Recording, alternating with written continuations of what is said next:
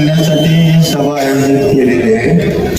Advocate Shahajibapu Patil यांचे 15 नगरसेवक विजयी झाले व नगराध्यक्ष या माध्यमातून मतदार बंधू भगिनी सर्वांचे आभार मानण्यासाठी ही जी सभा ठेवलेली आहे, त्या अनुषंगानंच मला एवढंच म्हणायचं आहे। कसं आहे, एक मोठे नेते आहेत, आता नावच घेतो, जाऊ दे, सोडा काय व्हायचं उद्या।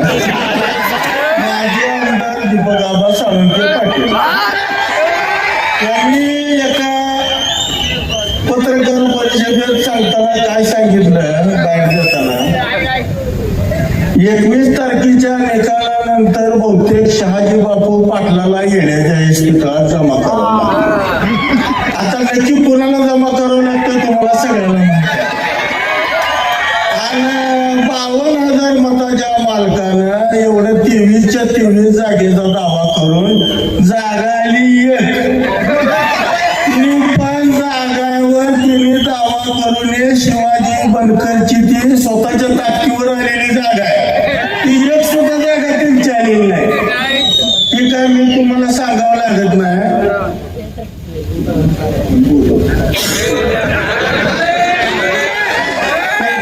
त्या दिवशी तर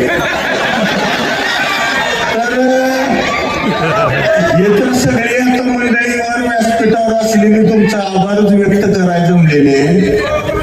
पण मी पहिल्यांदा सांगोला शहरातील सर्व मतदार बंधू भगिनींचं मी किरण बनसोडे पहिला आभार व्यक्त करतो।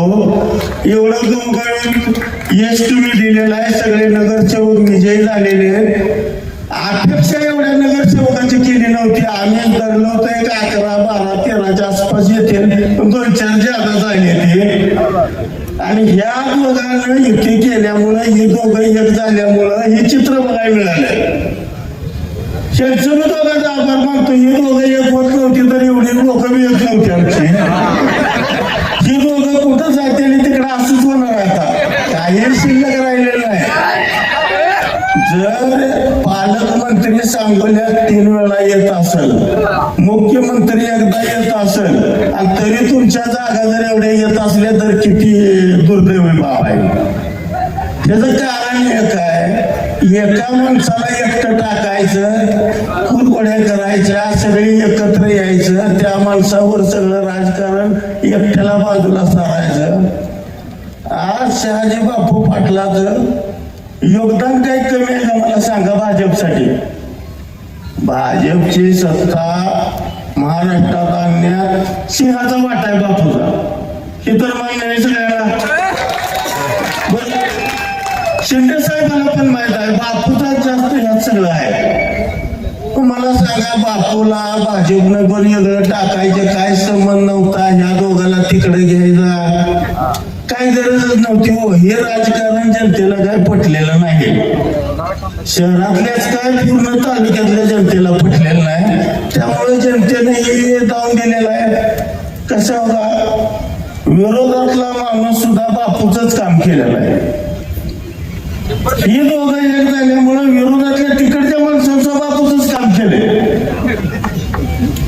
आम्हाला सांगितलं मी तिकडं असतो, गुलाल तिकडं असतो, आता काय माहित गुलाल आहे का काय आहे, कुठं आहे ते काय माहित नाही, दिसली नाही ती।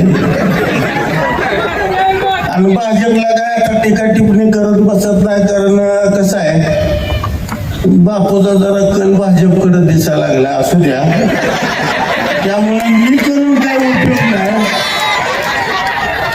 पालकमंत्र्यांना स्टेटमेंट दिलं मतदानाच्या ह्याच्यात,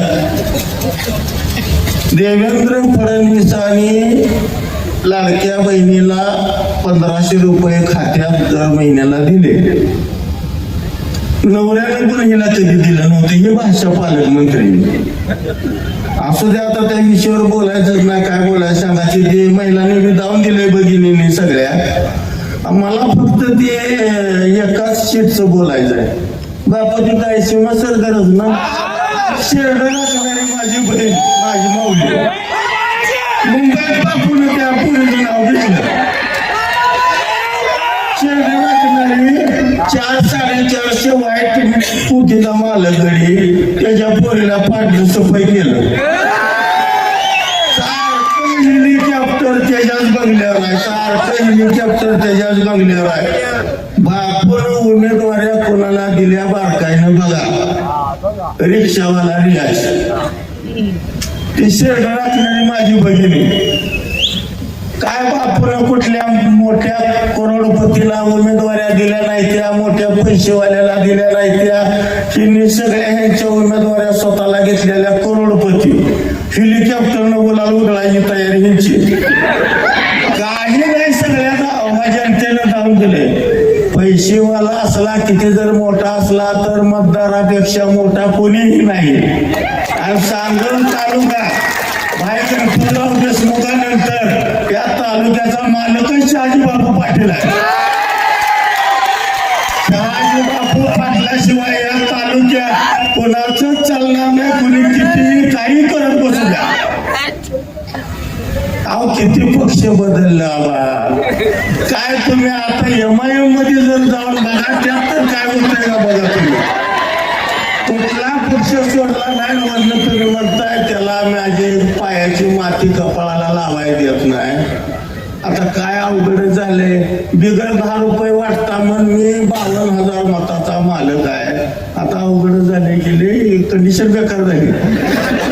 आता बिगर रुपया वाटता सकाळ चुलत भाव मग टाकी नाही. आता मी सांगायला लागतंय का तुम्हाला. आणि तुम्ही जे दादागिरी केली गोरगरिबावर त्याचाही फायदा झालेला आहे बापूला. अहो झोपडपट्टीतल्या माझ्या भगिनी डोक्यावर घागरी घेऊन त्या बाजारात जनावरांच्या पाण्यात त्याच्या उदरनिर्वाह कराय, पोट चालवाय. त्यांना तुम्ही दम दिला, बाजाराच्या बाहेर काढलं. कुणाला? ते डोक्यावर घागरीनं 5 रुपयाला घागर पाणी घेते जनावराला. दालच्या राईसवाली गोरगरीब मुसलमान तेवढी बाहेर काढली. मोठ्या मुसलमानाला उमेदवाऱ्या दिल्या. बरं असू द्या, त्या मी जातीवर बोलत नाही. कोणाला दमदाटी करायची असते. ज्या आबासाहेबानं एवढ्या लेकराला कधी आरोग्य बोललं नाही आबासाहेब, हे तर मान्य सगळ्याला. 55 वर्ष आमदार असून कोणाला आरेकरीची भाषा केली नाही. लहान लेकराला आबासाहेब आवाजाव बोलत होते. आणि तुम्ही बाबासाहेब देशमुख दादागिरीच करायला लागले. आता ही नवीनच फायदा पाडलाय. त्यांच्या घराण्यानं कवा दादागिरी केली. ज्याला त्याला कडे फोन करायला आले तर तुझं असं करीन, तुझं तसं करीन, बाजारच्या बाहेर बाजारात यायचं नाही, धंदा बंद करा.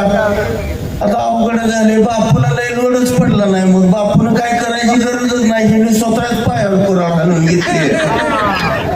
आता काय बोलायचं सांगा. घरातल्या घरातच सगळं नाही. आता येणाऱ्या पंचायत समिती असेल, ग्रामपंचायत असेल, एक माझी आणि भाईला विनंती आहे स्टेजवर. शहाजी बापू संघ निवडणुका तुम्ही आताच्या येणाऱ्या लढवाव्या, हे माझ्या मनापासून विनंती आहे. कारण आबासाहेबांचा विचार जर कोण जपणार असेल तर तुमच्या घराण्यात ते आणि कधी एकटं दिसायला मला दुसरं काय कोण दिसत नाही. त्यामुळे काय चुकलं वाकलं असेल तर जास्त काय बोलत नाही. लय मंडळीला बोलायचं आहे, थोडक्यात आवडतं घेतो, माझं भाषण संपवतो, बाकीची मंडळी बोलायचं.